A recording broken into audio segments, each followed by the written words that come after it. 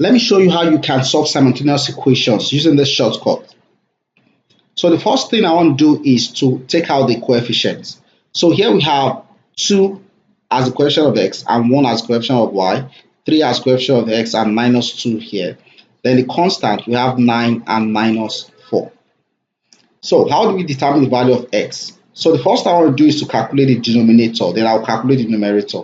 To get the denominator, you just multiply down. So it's down minus up. That is, you take it, you multiply across downward. That's 2 times minus 4. But 2 times minus 2, that's minus 4.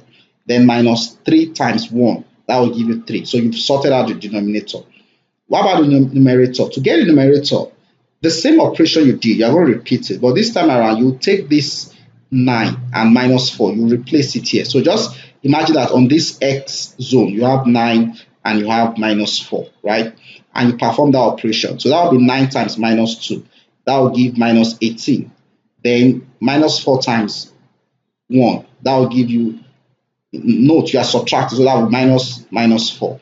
So if you solve for this, that means x will become minus 14 divided by minus 7. Therefore, x is 2, right? Now, how do we get the value of y? Very similar. All you just need to do is you calculate the denominator. The denominator is exactly the same for y. So you don't need to repeat the process twice. Just know the denominator is minus 7. Don't waste your time. It's the same thing as that of x. Now, how do you get the numerator? Just replace the y zone with this constant here. So just imagine that this 1 has been replaced by 9 and this minus 4 is replacing minus 2. And then this is no longer there, this is no longer there. So now 2 times minus 4, right? That will give you minus 8. Then minus the next calculation, which is 3 times 9. And that will give what? 27. If you solve for this, you're going to get minus 35 over minus 7. Therefore, y is equal.